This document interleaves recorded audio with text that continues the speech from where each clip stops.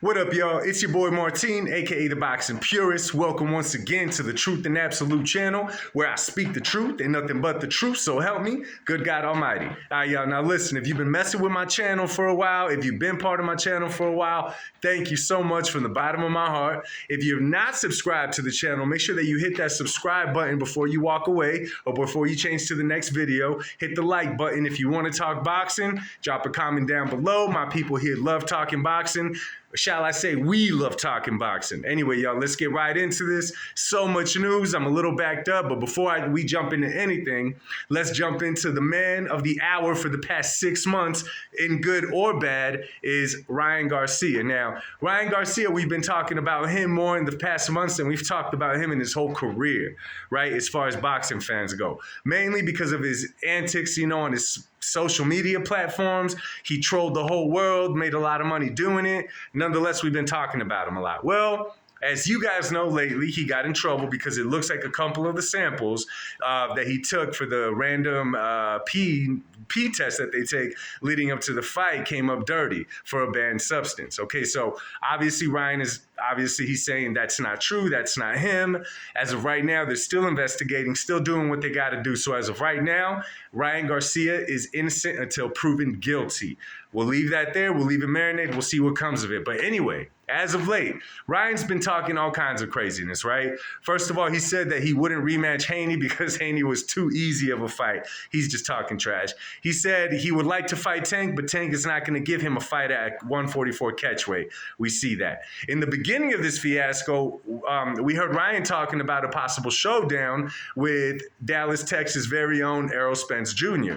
Obviously, when he said that in the beginning, we just kind of threw it everywhere, along with everything that Ryan was saying at the time, from Bohemian Grove to all kinds of stuff. But recently, Spence tweeted back. He replied. He answered back pretty much saying, listen, I don't know exactly what Spence said, but it was along the lines of, listen, even with your, not being clean, I'll beat you. We could do it at 54. We could do it at 160. I don't need a tune-up fight. So potentially, see, and now naturally when I jump into these fights, I try to jump into the minds of the promoters.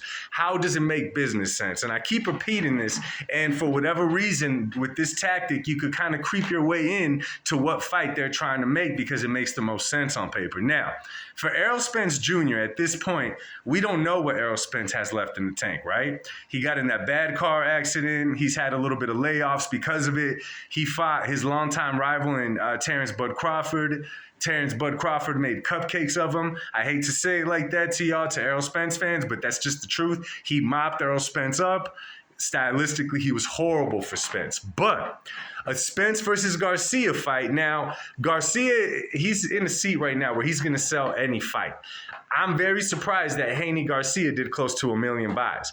Because again, I know that Tank Garcia did more over 1 million, but I'm still not 100% used to Garcia being a pool inside of the boxing world. And reason being is because I'm thinking of boxing fans, not Ryan Garcia fans. We know Ryan Garcia fans, he has a humongous following. It stretches very far. So making a Spence versus Garcia fight would make sense on paper without a doubt. Without a doubt, it just depends on how these promoters want to maneuver their famous chess pieces.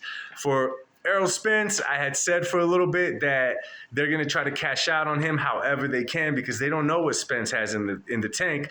It's best to just throw Spence in there in a big fight that's going to make you big money. And regardless how he performs, whatever he has left in the tank, how he recovers coming back from a beating that he took from Terrence Bud Crawford, throw him in there and have him make a big money fight. However, on the other side for Garcia, now, Garcia looked really good against Haney, okay? Regardless of the doping or any of that, stylistically, Garcia was a problem for Haney because Haney cannot punch and Garcia could bang. You know what I'm saying? He's bound to land a shot on you. But a fight against Spence, see, Spence is going to make you respect him because he'll come forward, he'll break you down, and Garcia will respect Errol Spence's shots. He will get the respect, of him, and it's going to make for a total different fight. I don't see this fight making sense. I mean, Errol Spence is bigger than Ryan Garcia. Spence probably walks around when he's not fighting in a semi-healthy weight. Spence probably walks around like at 185, 190, easy. Ryan Garcia, the same, you know what I'm saying, scenario, probably walks around at 170, you know what I'm saying, 175, pushing it.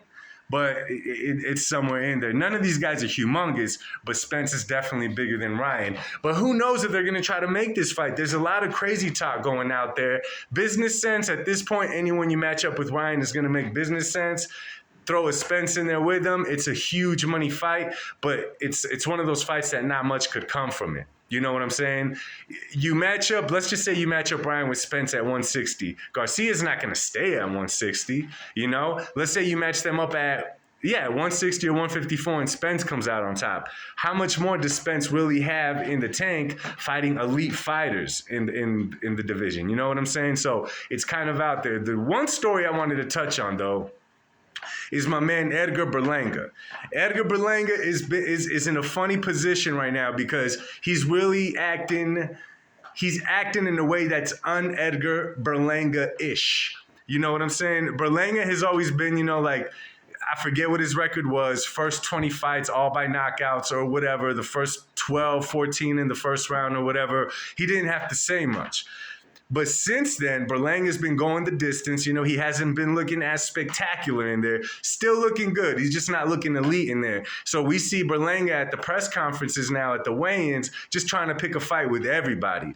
David Morrell, Caleb Plant. He even got a sombrero on with the Mexican flag, waving it around. So that's really interesting because if you ask me, I don't know the dude, but all these things seem to be not in Berlanga's characteristics. If you ask me, if you go back to his last fight when he knocked out dude, go back and watch the clip when Eddie Hearn is telling him, not telling him, but saying to us, when Berlanga wins this fight, I want him to go to the top of the rope and I want him to yell for Canelo. I want him to challenge Canelo. I want him to yelling at the top of his lungs, yada, yada, and all this, right?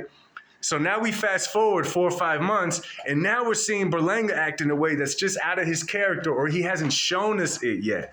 Picking fights with Caleb Plant, David Morrell, rocking the sombrero, doing all this crazy stuff. At this point, it's real obvious that Eddie Hearn, Berlanga, all of them are just trying to get Edgar Berlanga to make a name for himself outside of what we know from him in the beginning. You mention Edgar Berlanga to someone, they're going to remember that run that he had knocking out people.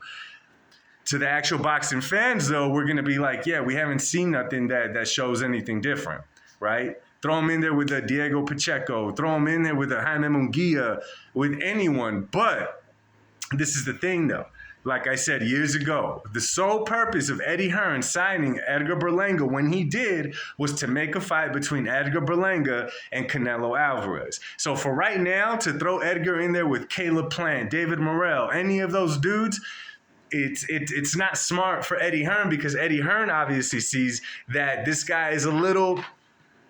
He may not be all that he was cracked up to be when Eddie signed him. Therefore, Eddie, I know, is trying to reserve and preserve him for a Canelo fight. That way he could cash out on him.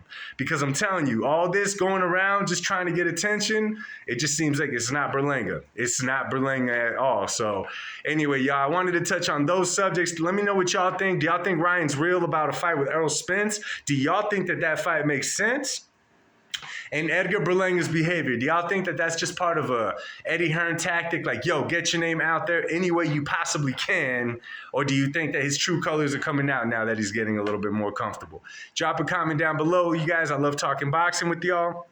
I'll speak to you soon. Much love. God bless. And remember, y'all, the truth shall set you free. Peace.